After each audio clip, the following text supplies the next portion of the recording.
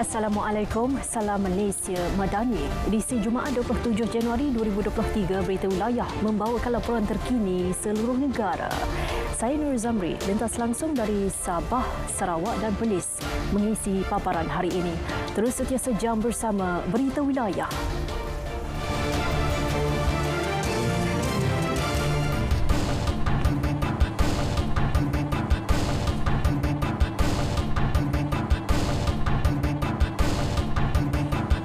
Meneruskan rutin setiap Jumaat, Perdana Menteri hari ini menyantuni orang ramai di tapak perniagaan Markas Angkatan Tentera Malaysia di Ibu Negara.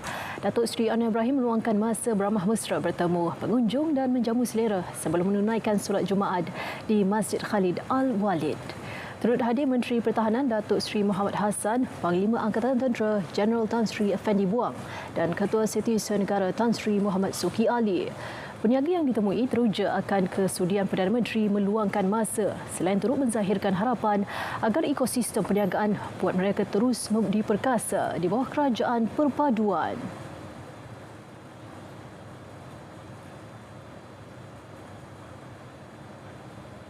Teruja lah pada tengah hari ini sebabkan PM sendiri datang dan ke kedai kami untuk menjamu selera makan tengah hari kan, bersama-sama dengan kita punya rakyat jelata. Bagus juga sebab dia pun bagi semangat kita untuk berniaga kan. Saya harap Datuk Seri Anwar dapat membantu peniaga-peniaga Melayu dan membangunkan balik ekonomi Malaysia kita. Kalau boleh adalah bantuan kerajaan untuk peniaga-peniaga kan. Macam kami ni bukan nak dapat pun taklah berapa sangat. Kalau boleh dapat bantuan, dapatlah kan. Anak sekolah lagi, empat-empat.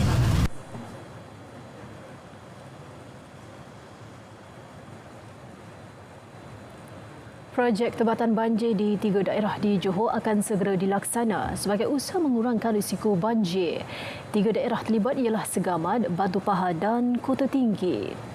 Cadangan projek itu dipersembahkan Menteri Sumber Asli Alam Sekitar dan Perubahan Iklim Nik Nazmi Nik Ahmad ketika menghadap Sultan Johor Sultan Ibrahim Sultan Iskandar di Johor Bahru. Pada pertemuan itu, Nik Nazmi turut mempersembahkan situasi terkini banjir di Johor kepada Sultan Ibrahim.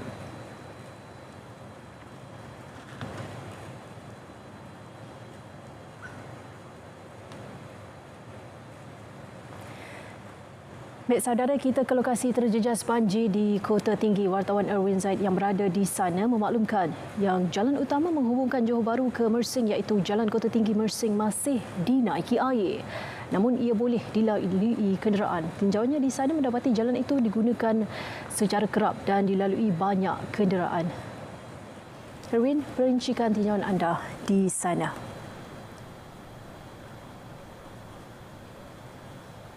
Erwin? Silakan. Baiklah, terima kasih Nurul. Saya kini masih berada di Jalan Kota Tinggi Mersing, Kota Tinggi Johor bagi membawakan perkembangan terkini keadaan banjir di kawasan ini. Dan setakat ini, lebih kurang pukul 5 petang, air banjir di kawasan ini semakin surut. Pada pemantauan saya pada arah Buku Lali dan kenderaan ringan ketika ini seperti kereta dan motosikal juga sudah boleh melalui laluan ini. Kerana kini air berada di paras Buku Lali, agak selamat untuk kenderaan ringan lalu. Berbeza dengan situasi pada tengah hari tadi, di mana pada tengah hari tadi boleh dikatakan paras paha ataupun lutut. Cuma kini hanya satu laluan saja dibuka di kedua-dua arah, iaitu satu laluan saja.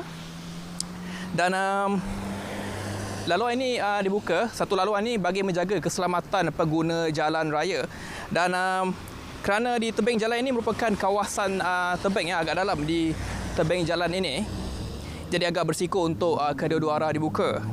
Dan operasi laluan ini dikawal pihak Selia Selenggara Selatan yang telah berada di sini sejak awal pagi tadi bersama dengan Polis Diraja Malaysia PDRM. Dan kini cuaca mendung, tidak hujan dan tidak diramalkan hujan. Dan ini merupakan satu berita positif kepada penduduk di kawasan ini. Sekian laporan saya dari Kota Tinggi. Kembali semula ke Angkasa Puri. Terima kasih Erwin atas perincian itu. Jumlah penduduk terjejas banjir di Rompin Pahang menunjukkan sedikit peningkatan. Petang ini, 352 penduduk berlindung di 4 pusat pemindahan sementara PPS.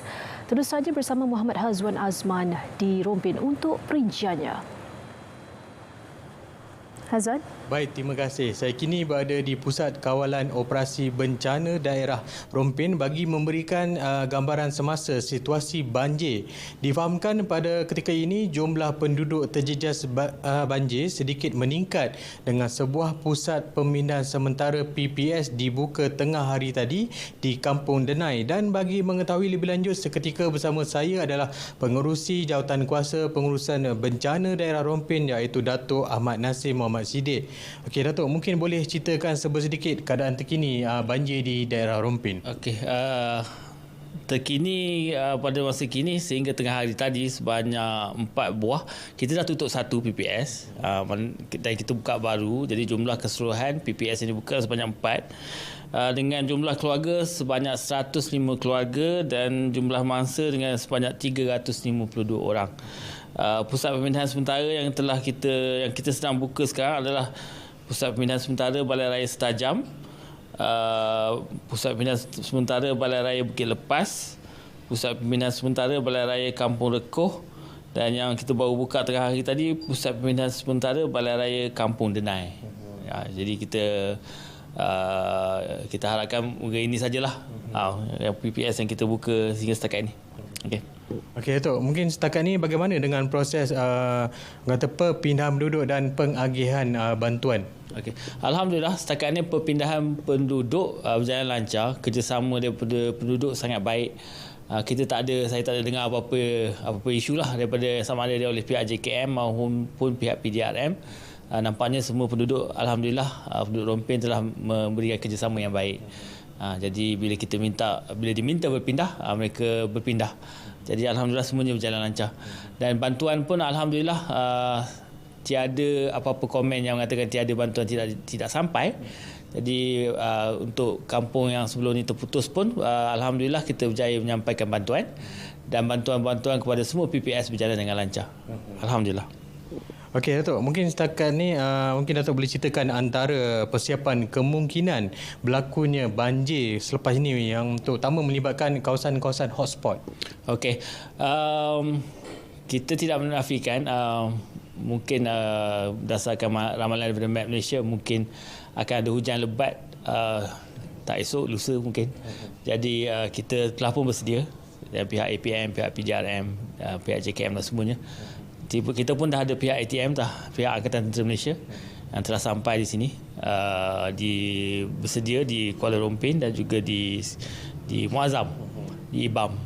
Mana jika berlaku apa-apa bencana ataupun banjir semula atau banjir sekali lagi minggu hadapan ataupun insyaAllah semuanya bersedialah, kita telah bersiap sedia.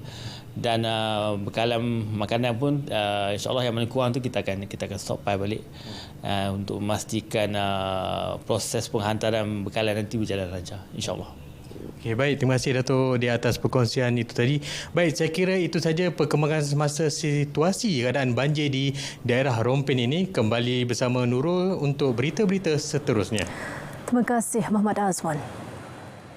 Situasi semasa banjir di 4 negeri, 13,547 penduduk daripada 4,373 keluarga terkesan dengan Sabah dan Pahang menunjukkan peningkatan.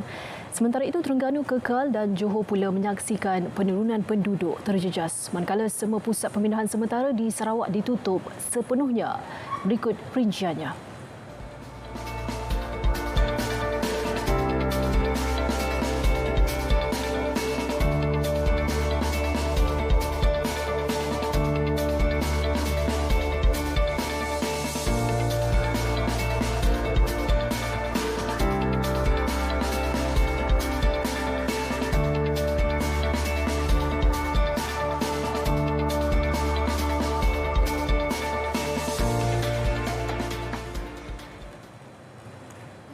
Baik saudara, hujan berterusan dijangka melanda Kelantan, Terengganu, Pahang dan Johor bermula hari ini hingga Isnin depan.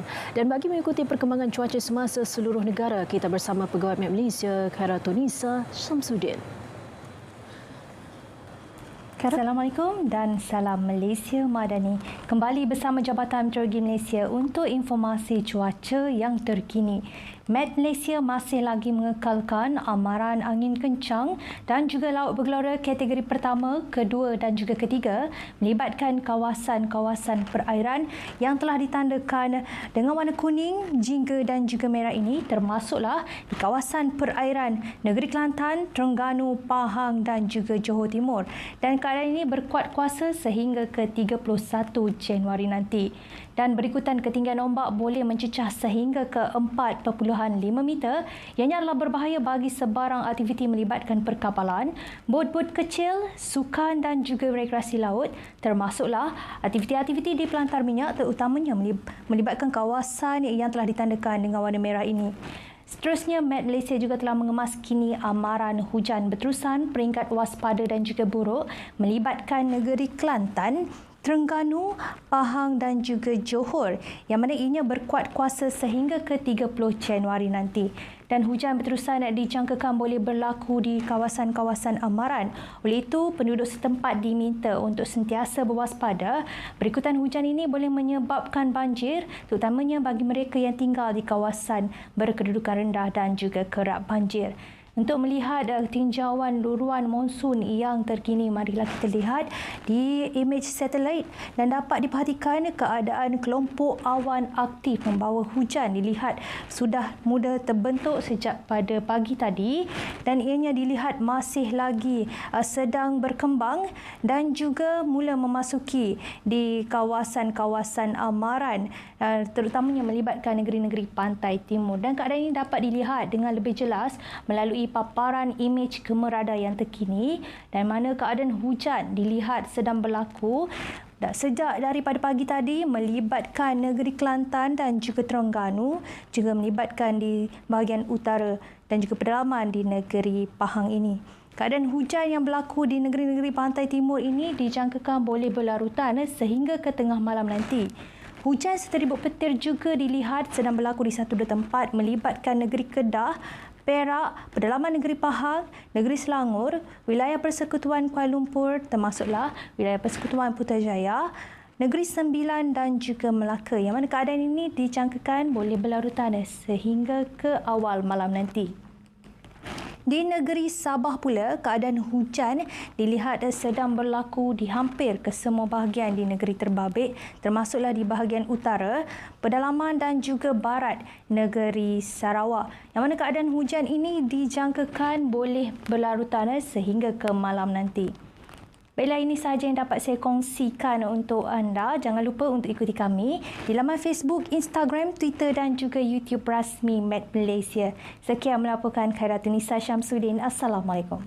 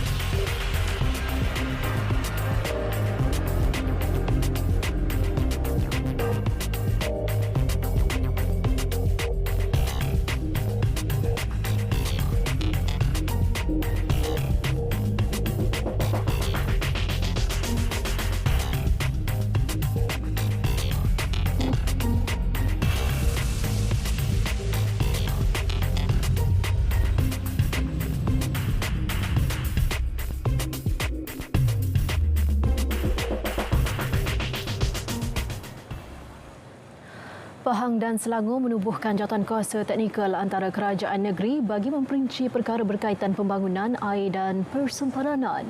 Antara yang dibincang berhubung isu penyaluran air mentah Pahang ke Selangor serta keselamatan jerun dan kawasan tanah tinggi di sempadan kedua-dua negeri.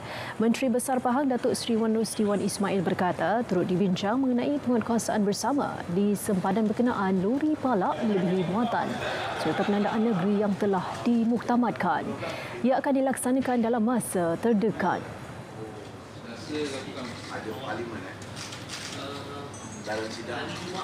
Oleh sebab sempadan Pahang dengan Selangor ni, khususnya di kawasan Genting Highland, terdapat banyak kawasan berbukit. Jadi kita juga bincang berkenaan dengan kawalan pembangunan antara Selangor dengan Pahang, khususnya di kawasan Genting Highland.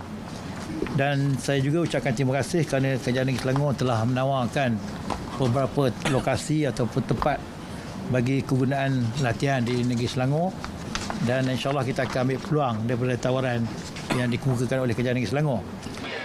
Sementara itu, Menteri Besar Selangor Datuk Seri Amiruddin Shazali berkata peluang kerjasama dijalin termasuk mengumumkan anak-anak syarikat dalam mengupayakan keselamatan bekalan makanan dan juga keadaan jalan supaya memberi manfaat kepada rakyat.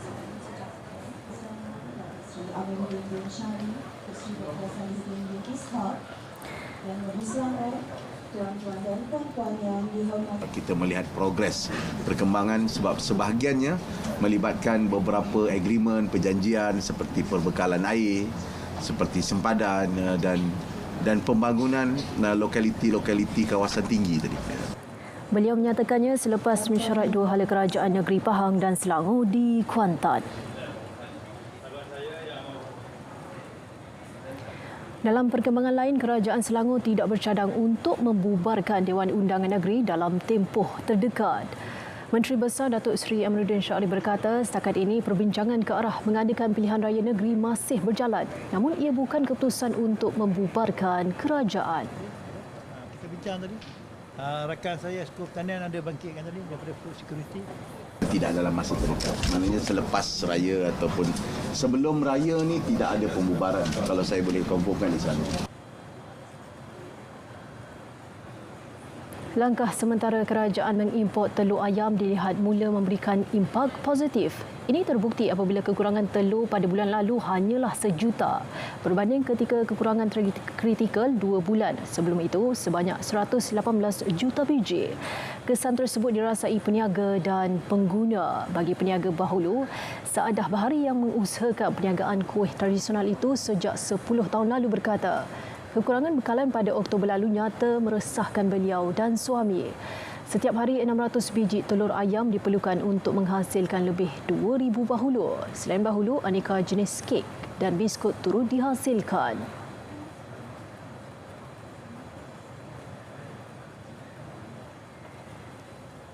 Sebelum ni memang masalah, makcik sentiasa takut-takut akan beli stok banyak sebab risau kan. Tapi sekarang dah rasa tenang sikit, tak perlulah macam tu. Order sentiasa masuk. Makcik ambil. Kalau tak ada telur, makcik rasa resah.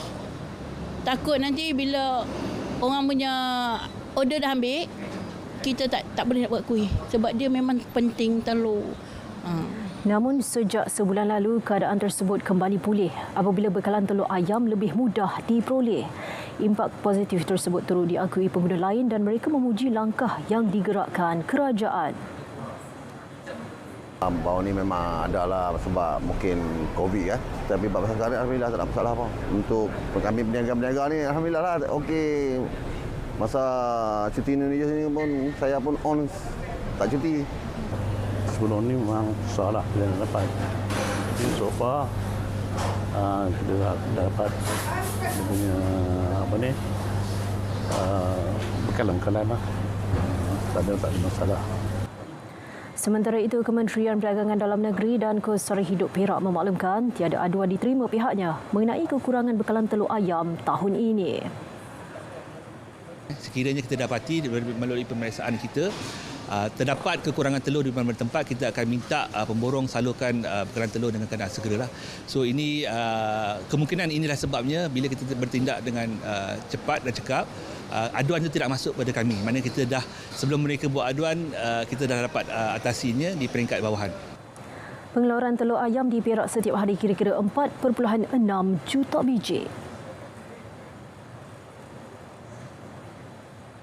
Ini pula inisiatif dilakukan KTMB bagi meringankan beban kos sara hidup rakyat dan mengurangkan kesesakan jalan raya.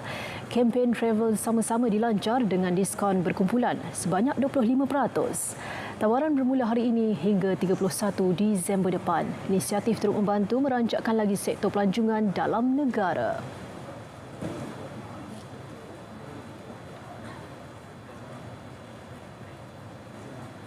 ini adalah satu sokongan kita kepada kerajaan untuk kita melancong dalam negeri, terutama sekali melancong di dalam negeri untuk kita sama-sama bercuti dan melancong bila masa kita ada masa dan sebagainya.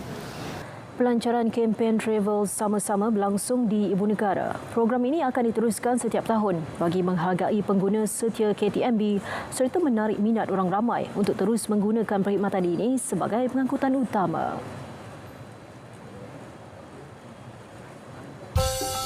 Ini Bob. Bob adalah seorang penyelam marin.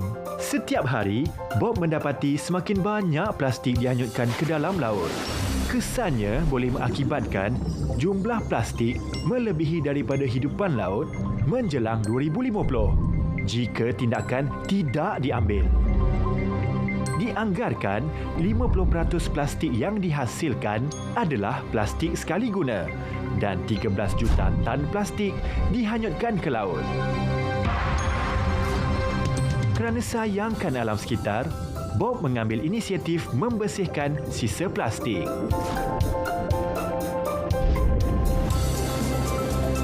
Kita semua boleh memainkan peranan dalam menjaga alam sekitar. Hindari plastik sekali guna. Untuk maklumat lanjut, sila layari laman sesawang berikut.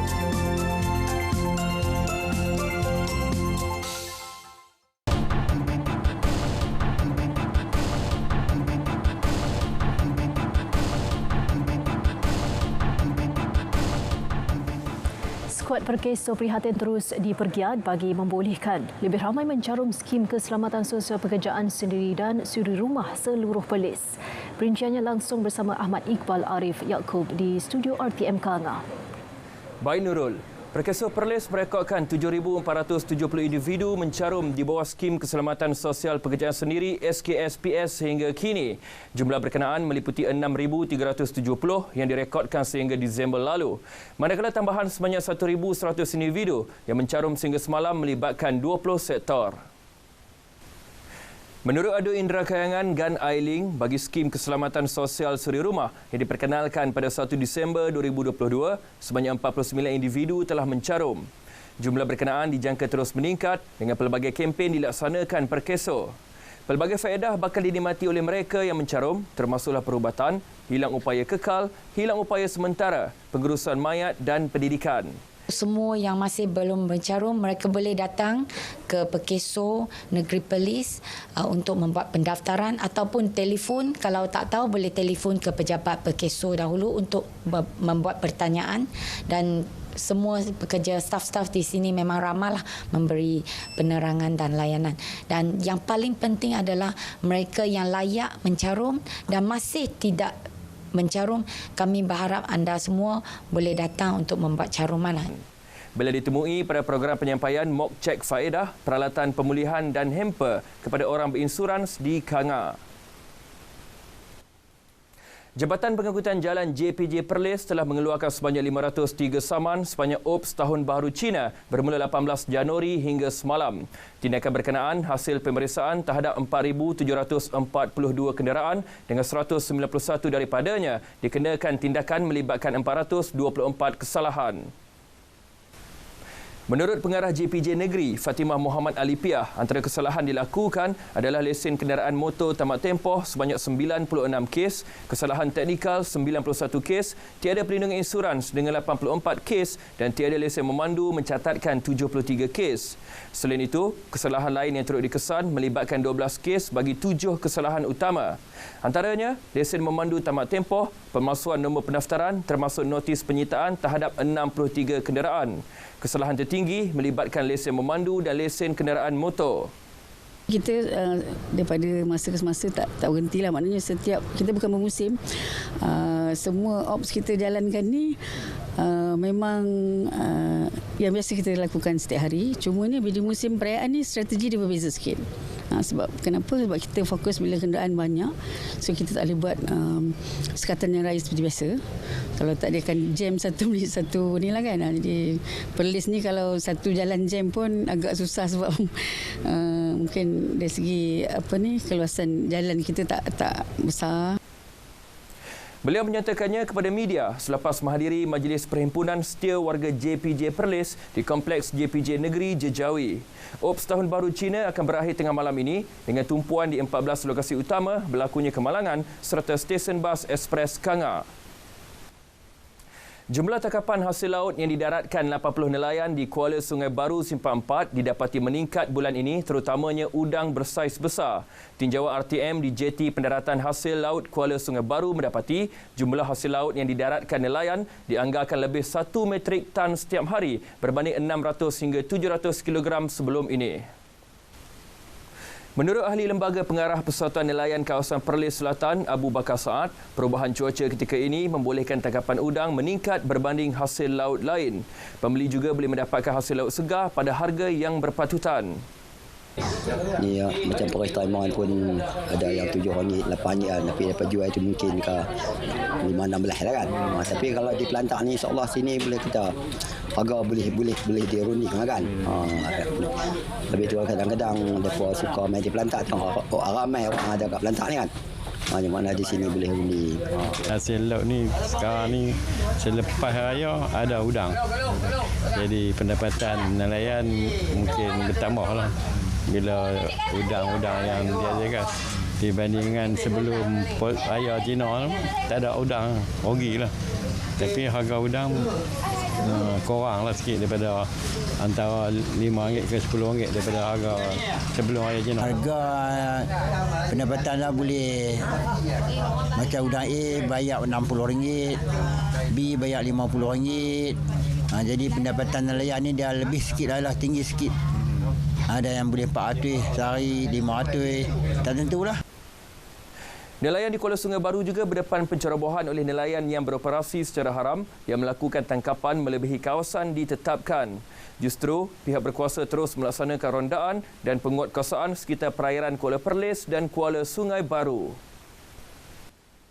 Sekian paparan berita dari Perlis hari ini. Salam Malaysia Madani, kembali ke Angkasa Puri. Terima kasih Ahmad Iqbal Arif Yaakob.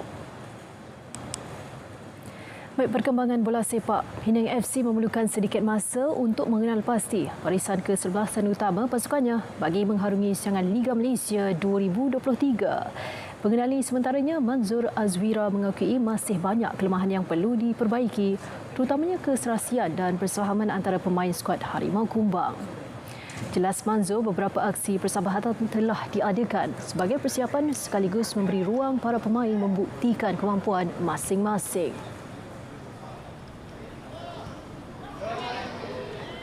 Dari masuk keserasian tu maknanya maksud kata kombinasi pemain di antara pemain, posisi antara posisi tu sangat penting lah. Sebab pasukan Liga Super yang lain semuanya boleh kata yang dah beberapa tahun dah bersama. Jadi kita pasukan yang baru kita akan cuba tingkatkanlah keserasian tu. Beliau ditemui ketika aksi persahabatan menentang UiTM FC yang menyaksikan Penang FC menang 2-0 semalam. Musim lalu, Penang FC gagal menyelah apabila menamatkan saingan Liga Super di tangga terbawah. Namun mereka tetap beraksi dalam Liga Super bagi musim 2023 susulan format baru yang menyaksikan 14 pasukan akan bersaing berbanding 12 pasukan musim lalu. Negara ini kita tahu adalah negara pelbagai kaum dan pelbagai agama. Islam tegak sebagai agama persekutuan. Kita mahu ada peningkatan kefahaman agama bukan sahaja di kalangan orang Islam, juga bukan Islam. Jika tidak, bibit-bibit Islamofobia yang tertanam dari zaman penjajah itu mungkin mempengaruhi dan mengelirukan kita. Menjadi agama itu bukan bahan dakwah membawa kasih sayang dan hikmah, bukan ke arah kebaikan lagi, tetapi permusuhan.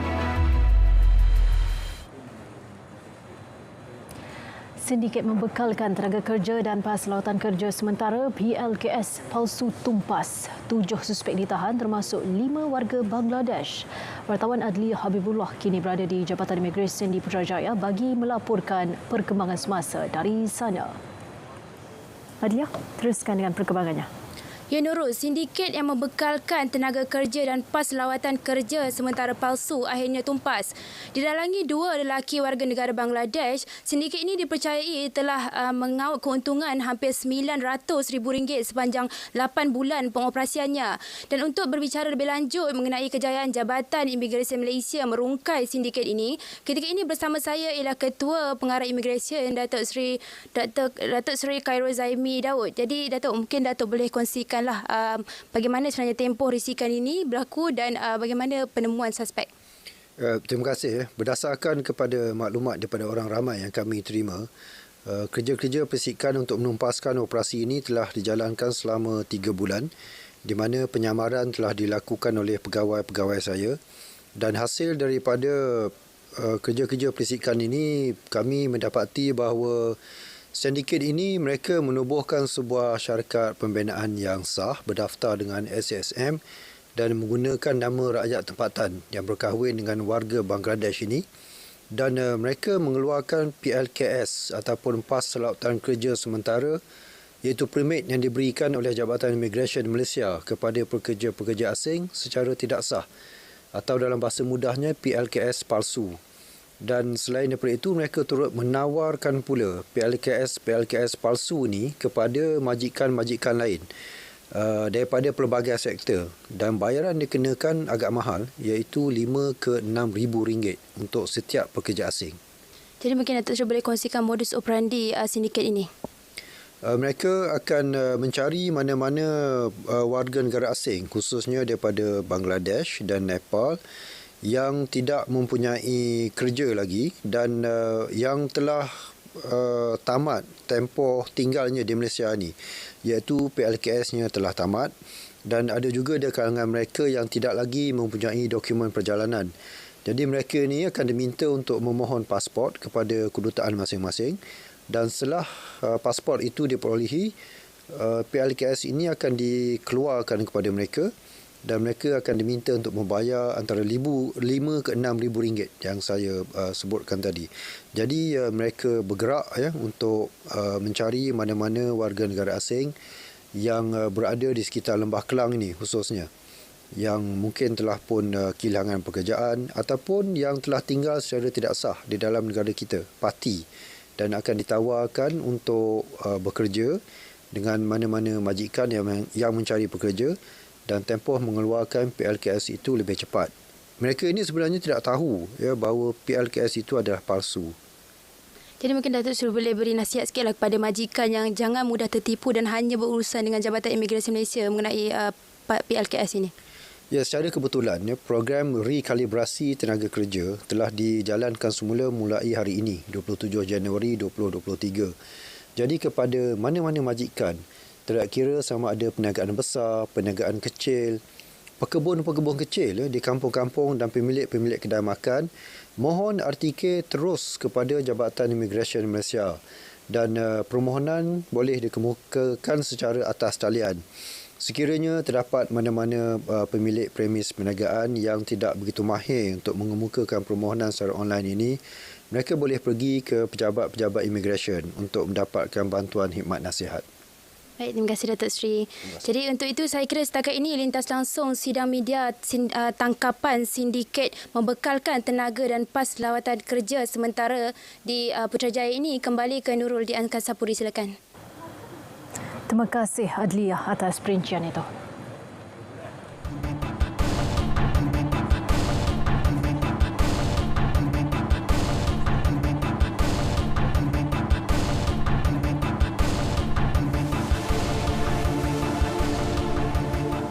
Fokus negeri di bawah bayu, jumlah penduduk terjejas banjir terus meningkat. Buturannya langsung bersama Redwin Robin di Kota Kinabalu. Teruskan, Ya Nurul. Sehingga pukul 4 petang tadi, jumlah penduduk terjejas banjir dilaporkan semakin meningkat dengan 9,677 orang daripada 3,294 keluarga ditempatkan di 33 pusat pembinaan sementara PPS melibatkan 5 daerah, iaitu Paitan, Pitas, Kota Marudu, Telupit dan Tawau. Sekretariat Jawatankuasa Pengurusan Bencana Negeri JPBN Sabah dalam kenyataan memaklumkan Kota Marudu mencatatkan peningkatan dengan 7,358 penduduk daripada 2,553 keluarga ditempatkan di 12 PBS. Sementara itu di Pitas turut merekodkan 1,522 orang melibatkan 530 keluarga telah dipindahkan di 8 PPS. Manakala bilangan penduduk yang dipindahkan di Paitan menurun dengan 664 penduduk dengan 182 keluarga melibatkan 10 PPS. Semalam turut dibuka 2 PPS di Telupit melibatkan 24 individu terjejas banjir dengan 5 keluarga, manakala di Tawau dilaporkan 1 PPS turut dibuka iaitu Dewan Mini Al-Mukaramah Kampung Tanjung Batu Keramat melibatkan 109 penduduk dengan 24 keluarga. Baik, kita beralih untuk meninjau keadaan banjir di Kota Marudu dan ketika ini wartawan Gabriel Michaelstown kini berada di Dewan Komuniti dengan laporannya. Gabriel. Baik, ketika ini saya berada di pusat pemindahan sementara Dewan Komuniti Kota Marudu bagi meninjau perkembangan di sini serta beberapa kawasan yang dilanda banjir. Baik, untuk perincian perkembangan terkini banjir di sini bersama saya Tuan Rainer Simon, Pegawai Pertahanan Awam Daerah Kota Marudu. Selamat petang, Tuan. Selamat petang. Baik, Tuan. Apa perkembangan terkini banjir di sini? Okey, baik. Terima kasih. Untuk makluman perkembangan terkini banjir di daerah Kota Marudu khususnya, semenjak sehari dua ini kita menerima cuaca yang agak baiklah dan keadaan banjir juga semakin menurun.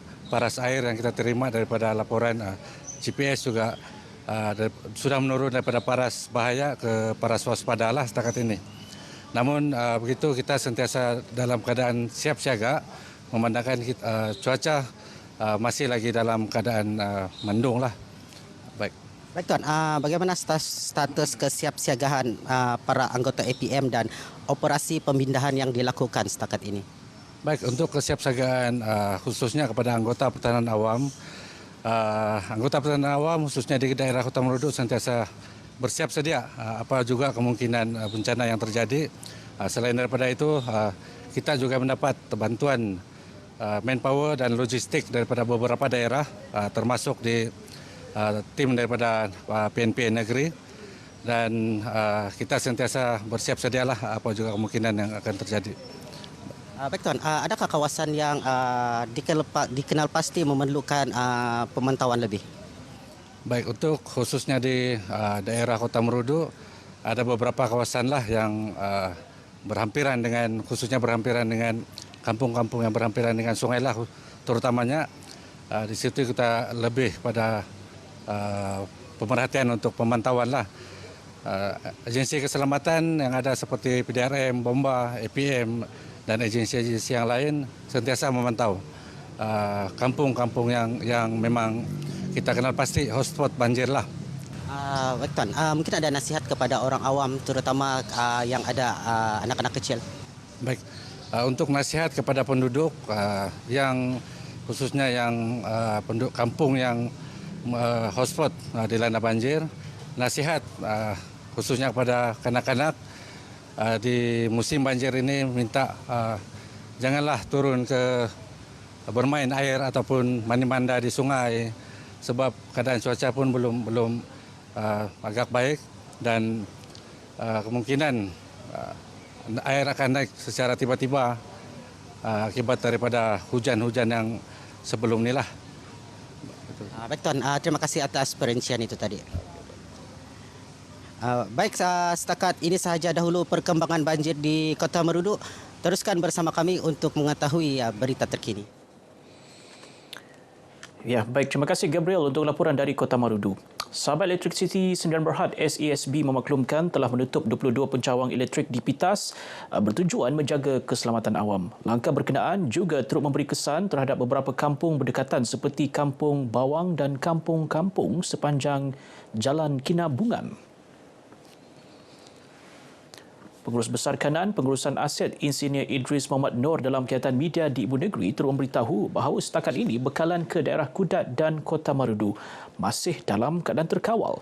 Jelasnya, pasukan teknikal sentiasa bersiap sedia 24 jam secara bergilir bagi memastikan keadaan terkawal di semua pepasangan milik SESB. Insinyur Idris berkata, pihaknya juga telah menerima pelbagai aduan daripada pengguna membabitkan kejadian pokok dan talian tumbang, sekaligus memastikan pasukannya berusaha memperbaiki dan membaik pulih bekalan elektrik di kawasan terjejas. Pengguna dinasihatkan agar melaporkan segera aduan kecemasan atas talian elektrik ke SESB Careline selain tidak mengalihkan atau menyentuh wayar atau kabel yang jatuh bagi mengelakkan renjatan elektrik. Ops Selamat 19 tahun ini merekodkan peningkatan kes kemalangan namun terdapat penurunan dalam kes kematian. Operasi berkenaan bermula sejak 18 Januari sehingga hari ini dibuat khusus meningkatkan tahap keselamatan dan keamanan rakyat di musim perayaan.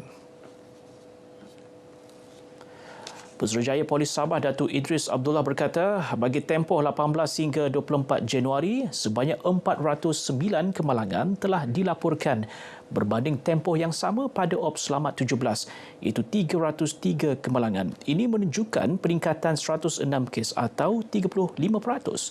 Jelasnya, bagi kes kemalangan maut pada Ops Selamat 19 merekodkan 5 maut berbanding Ops Selamat 17 yang mencatatkan 6 kematian dan menunjukkan penurunan sebanyak 1 kes. Datuk Idris berkata, dalam tempoh yang sama direkodkan 25 kes pecah rumah namun tidak melibatkan rumah yang mendapat pemakluman awal pihak polis untuk pulang bercuti. Selain itu, katanya, sebanyak 100 laporan balik kampung dibuat oleh masyarakat dan pihak polis telah melakukan 1,189 lawatan di kawasan kediaman yang dilaporkan. Ops Selamat 19 turut menyaksikan 157 operasi sekatan jalan dibuat di seluruh negeri dan 6,845 keping saman telah dikeluarkan. Seramai 19 orang telah ditangkap selain menyita 44 kenderaan pelbagai jenis berkaitan pelbagai kesalahan. Baik, sekian paparan dari Negeri Bawah Bayu untuk petang ini. Kita kembali ke Sapuri bersama dengan Nurul Zamri. Terima kasih Redwin atas perincian itu.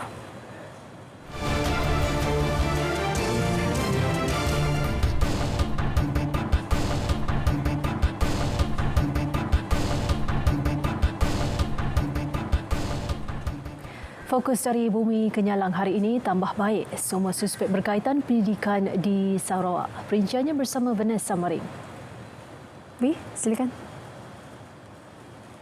Ya, Nurul, Kementerian Pendidikan KPM bersedia untuk menambah baik semua aspek berkaitan pendidikan di negeri ini agar selari dengan Perjanjian Malaysia 1963. Menterinya Fadlina Siddiq berkata adalah menjadi komitmen kementerian untuk memberi tumpuan kepada perkara berkenaan. Ini adalah antara kerja keras kita dalam menyambut khususnya MA63 dalam bercakap tentang soal pendidikan untuk semua.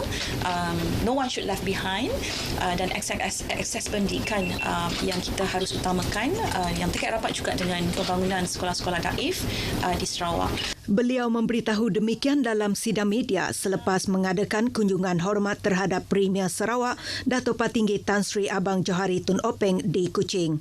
Sementara itu, beliau berkata KPM akan menganjurkan semula pertandingan bahas Piala Premier Sarawak tahun ini dalam usaha memupuk, memperkukuh dan memperkasa penggunaan bahasa Malaysia dalam kalangan pelajar. Penganjuran semula pertandingan berkenaan turut mendapat dukungan penuh daripada Kerajaan Sarawak. Sementara itu, Fadlina berkata perkara berkaitan autonomi pendidikan turut disentuh dalam kunjungan hormat tersebut namun tidak dibincangkan secara mendalam.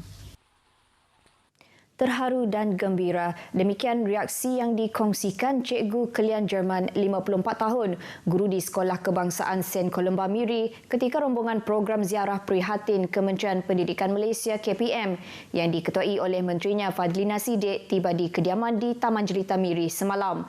Cikgu Kelian, bapa kepada 4 orang anak ini, mengalami masalah kesihatan iaitu menghidap penyakit buah pinggang dan kini menjalani dialisis 3 kali seminggu, malah kaki kanannya terpaksa dipotong sehingga paras betis akibat penyakit kencing manis.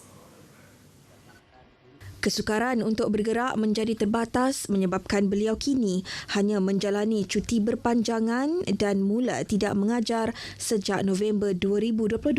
Beliau yang terharu atas kunjungan ini menzahirkan rasa syukur dan berterima kasih atas keprihatinan KPM melalui pelaksanaan program ziarah prihatin ini. Mula-mula memang tak percaya. Saya dalam keadaan macam ini, ada juga orang datang menengok. Saya kata, itu bukan calon orang lagi tu, Menteri Pendidikan. So sangat-sangat terharu lah sebab dia datang. Dan saya betul-betul mengalu-alukan kedatangan dia. Pada program berkenaan, Fadlina menyampaikan sumbangan hamper dan wang tunai sumbangan Yayasan Guru Tun Hussein On. Turut memberi sumbangan ialah Ahli Parlimen Miri, Chew Chun Man. Program Ziarah Prihatin merupakan program anjuran KPM dalam menyantuni dan membantu guru-guru yang memerlukan bantuan. Di Kuching, usaha mengesan seorang lelaki yang hilang di Laut Santubong berdepan kesukaran hari ini dengan keadaan laut bergelora. Menurut Timbalan Komander Operasi dari Balai Bomba dan Penyelamat Petrajaya, Latif Iring, selain cuaca, kurang petunjuk dalam kehilangan juga merencatkan operasi pencarian. Setakat ini kehilangan dari keluarga di pihak kampung Pasir Pandak ataupun kawasan kampung-kampung berhampiran belum ada membuat laporan tentang kehilangan ahli keluarga. Jadi setakat jam 8 pagi tadi kita belum lagi menerima apa-apa maklumat dan operasi hari ini merupakan termasuk hari kedua lah. Walau bagaimanapun, operasi diaktifkan susulan 2 laporan polis tengah hari semalam yang menyaksikan seorang nelayan ataupun pemancing yang hilang semasa menyusuri perairan itu. Ditemui RTM di JT Jabatan Laut Berdekatan Teluk Bandung, dedah Latif lagi. Setakat pukul 10 pagi, hampir 30 anggota pencari dan penyelamat daripada pelbagai agensi telah dikerah mengesan mangsa terbabit. Operasi tertumpu di kedudukan perairan Pasir Pandak dan Santubong dengan keluasan 2 batu nautika persegi. Semalam, seorang lelaki menggunakan baju hitam dilaporkan hilang selepas botnya dilihat terapung tanpa nakhoda semasa dalam perjalanan ke perairan Laut Selungus Salak. Dalam pada itu, Latif turut mengingatkan penduduk yang tinggal di kawasan pesisir laut supaya sentiasa berwaspada dengan perubahan cuaca semasa. Ini berikutan air pasang besar 2 hari lalu yang mengakibatkan beberapa perkampungan dinaiki air laut dalam paras yang membimbangkan. Jika di kampung-kampung yang ada terdapatnya orang kelainan upaya, OKU. Jadi kepada Jawatan Kuasa Keselamatan Kemajuan Kampung supaya memindahkan pesakit-pesakit ataupun OKU yang terlantar supaya dipindahkan awal segeralah. Pada malam Rabu lepas, beberapa perkampungan pesisir laut sekitar Kuching dilaporkan dinaiki air sehingga mencecah paras lutut. Antara kampung yang terjejas termasuk Kampung Buntal, Kampung Muara Tebas, Kampung Santubong dan Kampung Bako. Perkongsian itu tadi mengakhiri berita dari Sarawak. Salam Malaysia Madani dan kita kembali bersama Nurul di Angkasa Puri. Silakan. Terima kasih Faye atas perincian itu.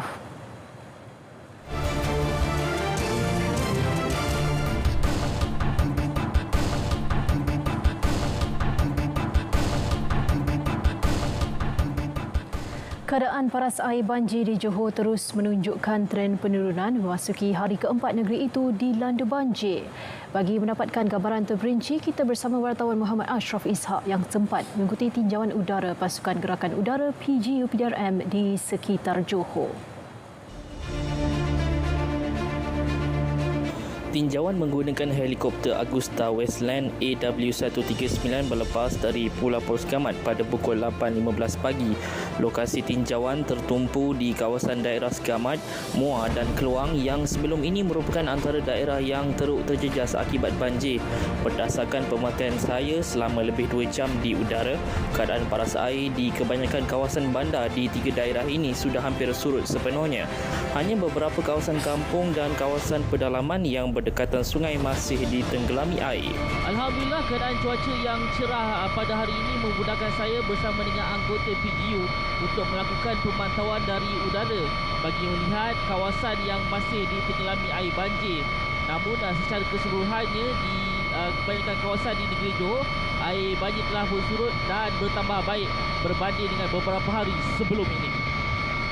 helikopter dikendalikan Superintendent Muhammad Fairuz Jamil dan dibantu ASP Syahriz Syahrudin, Sarjan Major Lukman Aminuddin dan Sarjan Luk Rengga Anak Unjah. Selain itu, tinjauan udara ini turut disertai Timbalan Pengarah Jabatan Keselamatan Dalam Negeri dan Ketenteraman Awam KNDKA PGA Datuk Muhammad Abdul Halim. Ujarnya kesan fizikal penurunan paras air itu jelas dapat dilihat dari udara dan keadaan itu diharapkan dapat berterusan berikutan cuaca yang semakin baik. Yang lebih penting dalam situasi ini, saya telah menekankan kepada semua OCPD itu ketua-ketua polis daerah bagi ketiga-tiga daerah ini dan yang lain sekali agar meningkatkan tahap keselamatan, terutama sekali harta benda yang ditinggalkan oleh masa-masa banjir, di mana kawalan masuk ke kampung-kampung berkenaan dan juga penempatan tim-tim rondaan perlu ditingkatkan bagi memastikan dan memberi jaminan kepada penduduk agar tiada kejadian yang tidak diingini berlaku di kawasan-kawasan yang terlibat. Selain melakukan kerja-kerja pemantauan, pesawat PGU PDRM juga turut ditugaskan untuk tujuan penghantaran bantuan dan bekalan makanan ke kawasan terjejas banjir yang tidak dapat dilalui jalan darat. Laporan Muhammad Ashraf Isa, RTM.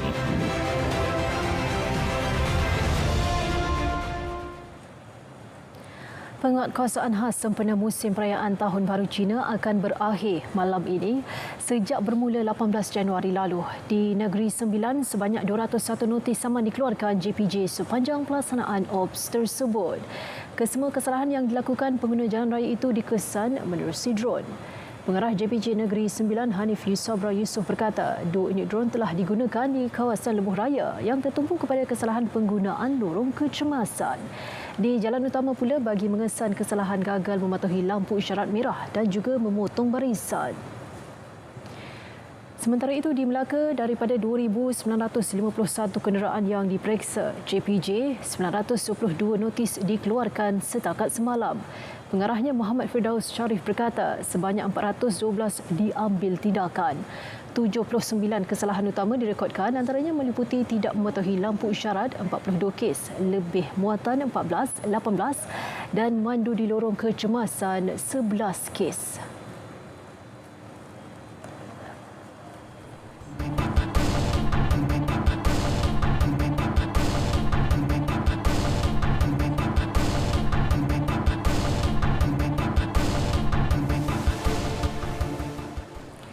Jika anda ingin menyaksikan buku terbesar di dunia, anda boleh berkunjung ke Kompleks Nasirul Quran di Putrajaya. Pusat percetakan Al-Quran kedua terbesar di dunia selepas Madinah itu kini sedang menganjurkan Festival Seni Al-Quran sehingga 29 Januari. Tarikannya, buku terbesar di dunia dalam bahasa Arab bertajuk Inilah Muhammad, ensiklopedia mudah mengenali Nabi Pembawa Rahmat. Wartawan JAKIM Alisa Yusra yang berkesempatan berkunjung ke pameran tersebut menyediakan laporan ini. Kompleks Nasrul Quran telah menarik ribuan pelancong dari serata dunia bagi melihat kilang percetakan Al-Quran kedua terbesar di dunia setelah Pusat Percetakan Al-Quran Al-Malik di Madinah.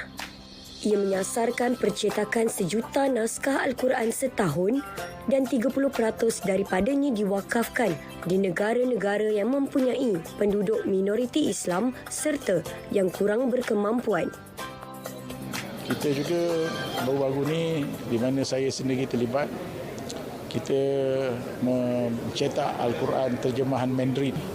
Apa yang saya hasratkan itu ialah umpamanya kita di Malaysia ini, kita ramai sahabat-sahabat keturunan Cina, orang Tionghoa yang ada.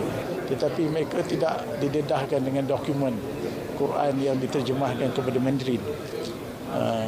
Kita telah ada cetakan yang berkenaan dan kita harap rakyat Malaysia khususnya yang beragama Islam keturunan Melayu boleh beli Quran ni, kalau tak mampu beli minta dengan Nazirul Quran dan hadiahkan kepada kawan-kawan rakan-rakan Cina kita.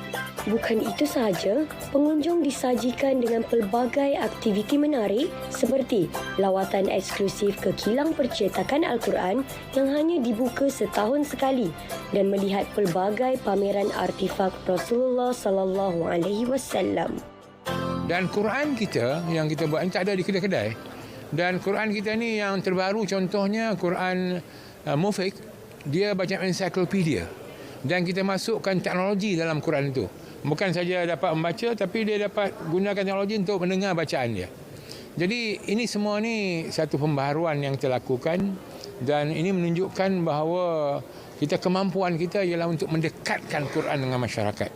Jadi kita harap masjid, surau, rumah-rumah, tiap-tiap satu perlu ada sebuah Quran yang kita cetak di sini kerana ini kebanggaan kita. Kita menyalin, kita menghias anak tempatan kita.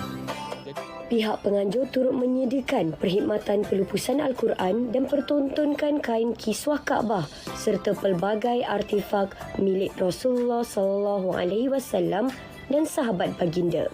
Nasrul Quran turut diberikan penghormatan buat julung kalinya mempamerkan buku terbesar di dunia bersaiz 5 meter lebar dan 8 meter tinggi. Buku ini memegang 5 rekod dunia mempunyai 429 halaman dengan berat 1,500 kg. Festival ini dibuka secara percuma dari pukul 9 pagi hingga 6 petang setiap hari. Manakala pada Sabtu dan Ahad, tempohnya dilanjutkan sehingga 9 malam. Malaysia berbangga mempunyai kilang percetakan Al-Quran kedua terbesar di dunia. Inilah kilang yang mampu mencetak 1 juta naskah Al-Quran setahun. Bukan itu sahaja, pusat ini juga berperanan untuk menyebarkan rasa kecintaan terhadap Al-Quran dan salah satunya adalah melalui pameran seperti ini. Alisa Yusra, laporan JAKIM untuk RTM.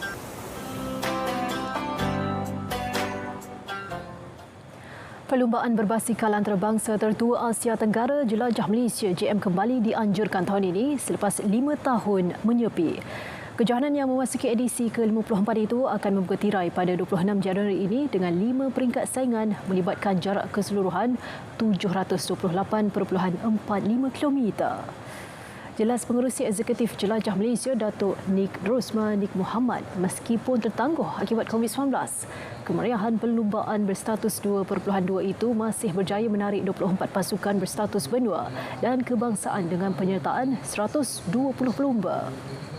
Daripada Bandaraya Melaka, Bandaraya Bersejarah sehingga ke Bandar Baru Bangi. Dan dari segi penajaan kita, dari segi sponsor kita memang terlalu memperangsangkan. InsyaAllah semuanya Alhamdulillah.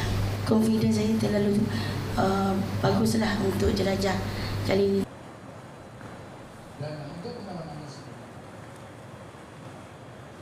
Berita wilayah berakhir di sini. Dapatkan perkembangan sahih sepanjang masa melalui portal berita.rtm.gov.my yang sahih di RTM. Assalamualaikum, salam Malaysia Madani.